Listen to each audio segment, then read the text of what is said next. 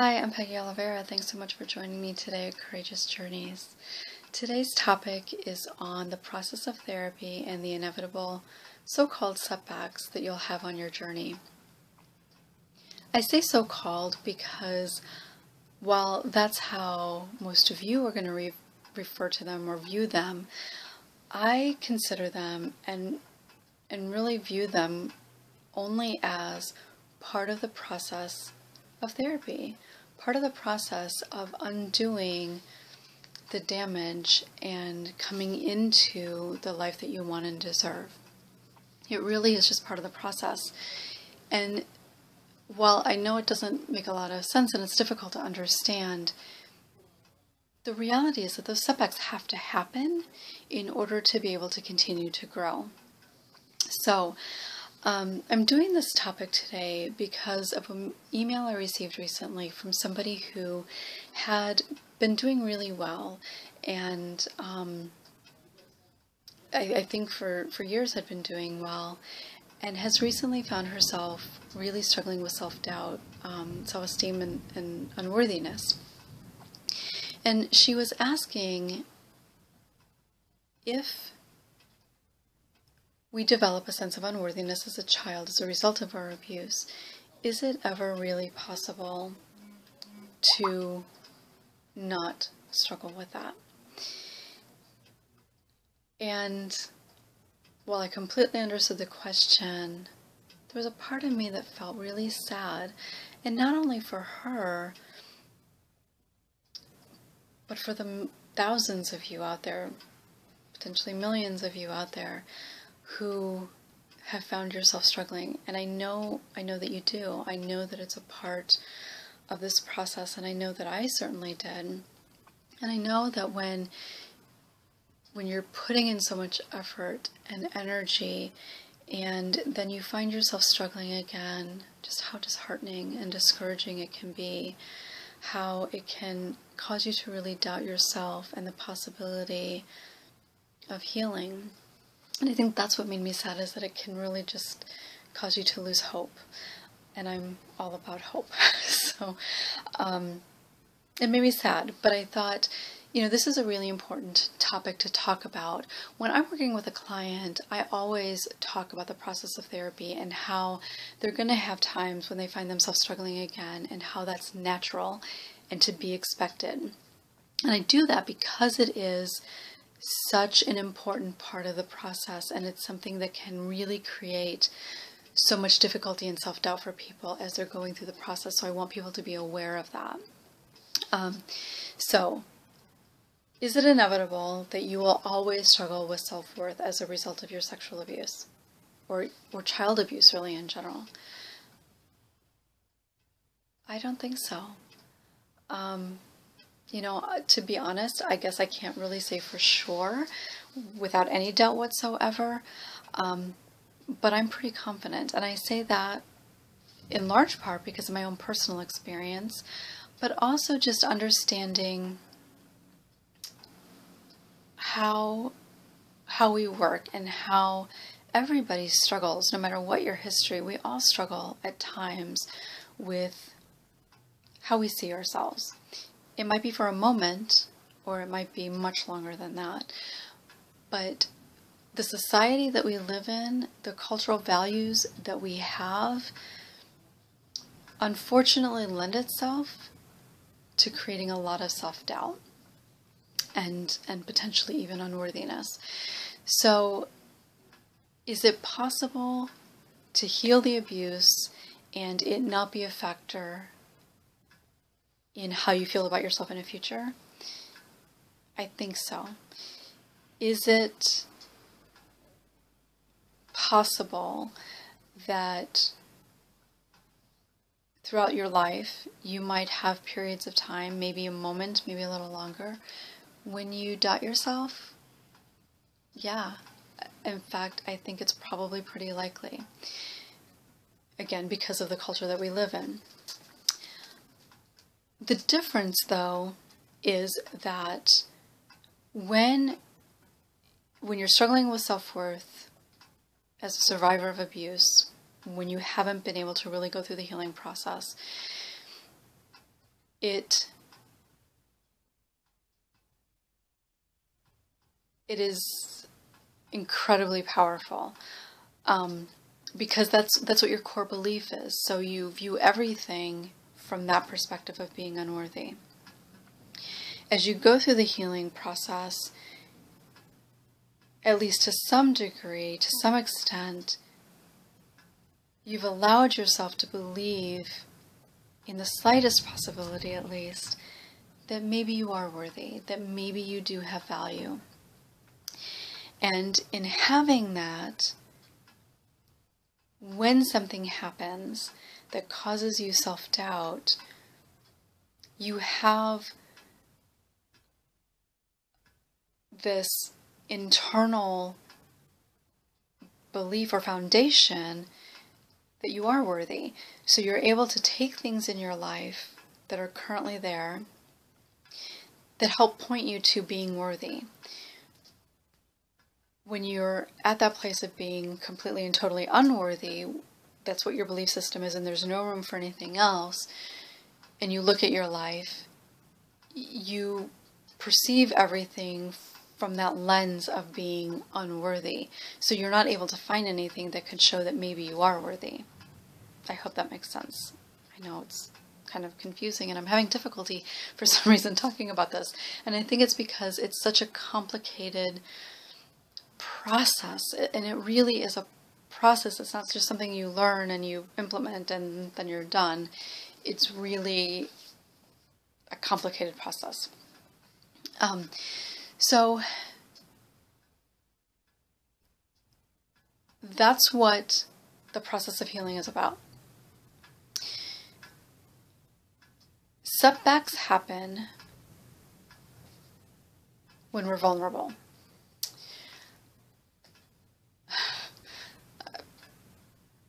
And what makes us vulnerable? Anything, everything can make us vulnerable.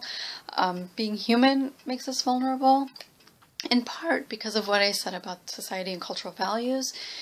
That can make us really vulnerable, and literally almost everything in our daily life can make us vulnerable. When we're vulnerable, old ways of thinking and believing, behaving, tend to come back. So, in the therapeutic process,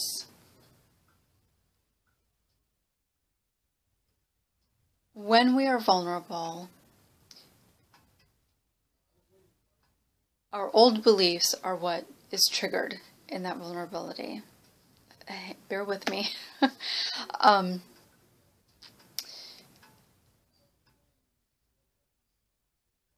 When you believe that you're unworthy and you're going through the healing process and you're doing fairly well, you're implementing healthy coping skills, you are connecting with people, doing pretty well, but then something makes you vulnerable. It could be stress, everyday stress, nothing big, just everyday regular stress. Maybe you didn't get enough sleep. Maybe you're not feeling particularly well, even if it's just allergies or something like that. It doesn't have to be significant. Maybe you've had an argument with somebody. Maybe you have a big project due. Maybe you're moving into a great new place. Any kind of stress, positive or not so positive stress, makes you vulnerable. Just in and of itself, plain and simple, stress makes you vulnerable. Then you add on top of it the things that go along with those stressors. If you're not feeling well and you have a lot to do that day, you're going to likely think, oh, this is a horrible day for me to not feel well. I have too much to do. If I don't get it done, I'm going to be a failure. If I don't get it done, somebody's going to be mad at me. If I don't get it done, I'm going to have even more to do tomorrow. So those ways of thinking can come up, which makes you even more vulnerable. When you think, if I don't get it done, and your immediate response is, I'm a failure if I don't get it done, that's going to take you back to believing that you're a failure. So, you're vulnerable and you're stressed and you find yourself having some of those old thoughts and feelings. When you're finding yourself having those old thoughts and feelings, you're more vulnerable. So more things are likely going to bother you than that normally would bother you. Hopefully that makes sense. Stay with me. So vulnerability makes it more likely you're going to go into old patterns of thinking and behaving and reacting. Being in that old pattern of thinking and behaving, even if it's just for a split second, makes you more vulnerable to even more of that. Okay, maybe that helped clear some things up there. So, for example, this person who sent me the email, she said that there had been some things going on, I believe at work and at home. I don't know how significant, but they really don't even have to be significant. It can just be regular stress. When that happens, you kind of automatically go back to what you know.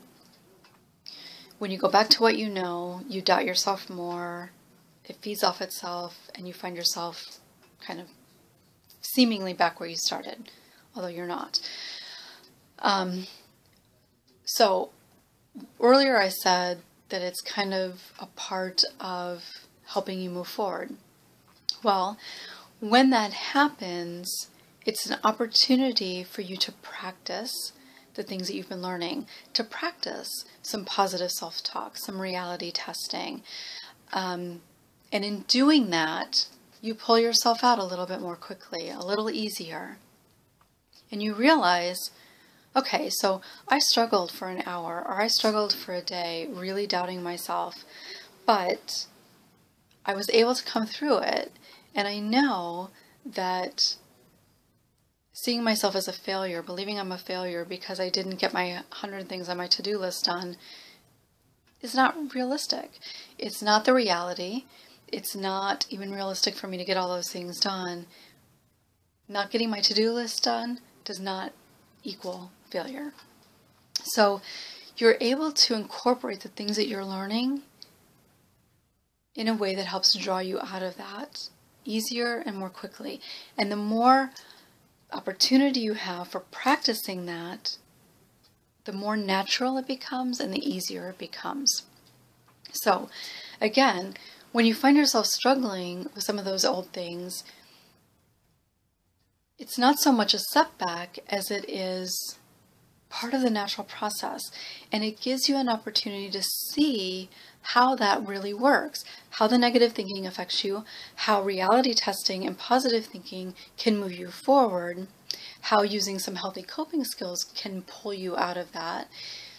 You learn that you are capable of working through that, and you learn that just because you're believing something in those moments of the self-doubt doesn't mean that they're true.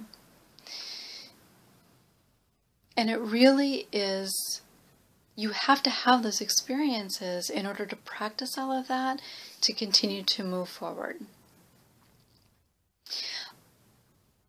I've described this analogy to a lot of my clients, and I don't know where it came from. I'm a very visual person, I suppose, and when I'm trying to explain something, I have images in my mind. And so one of the ways that I describe it is that you're building, therapy or healing is about building a foundation. So I'm thinking of cinder blocks and a mason, and they've got the first row of blocks. And I can't think of what the stuff is called, but they put the stuff down and then they set another block. And when you're in therapy and you're working on healing, you want to just build and keep, just build that wall up and you're done. But for a really strong structure that's going to keep you going throughout the rest of your life, you need to make sure that all of those blocks from the very beginning are sound. And when you find that there's a weak spot, and there is, whether you're building an actual wall or you're healing, there's going to be bricks that are not quite as sturdy. Maybe you didn't lay enough of whatever that stuff is called. It's going to come to me right after this video is done. you're going to find that maybe there wasn't enough of that. Maybe there was too much. Maybe it was a little offset. And you need to go back and straighten that, work at getting it figured out before you can keep building. So you have the foundation, you keep building along. You might find that there's some that need a little attention, need a little work to get right back where you want it to be. You have to keep going back and doing that in order for all of these bricks that you're going to have up here to be really steady. And so it's not nearly as quick as a mason would do it, but that's really how the process works. You have to build, take your time, make sure every layer is sound in order to get to that top place where when there's some wind that blows or a storm, like what was going on out here a minute ago, comes by, the whole thing is sound. The entire thing can keep holding you up. Thank you for joining me. I apologize for any confusion that this video may have created for you. I know that I kind of was all over the place, and that's just kind of how I think sometimes, so I apologize for that. I'm gonna look at this video again, and I might post a response to this video that will maybe clarify some things too. But please let me know any questions or concerns that you have, anything that doesn't make sense to you. I'm sure there's going to be some things that don't make sense, and you certainly won't be the only one. So let me know. I'm happy to have further discussion about this and clarify some things. There's certainly a lot more that I could talk about on this topic and give lots more examples of, but I want to make this short enough that hopefully you'll be able to watch it. Thanks for joining me, and I will look forward to seeing you next time.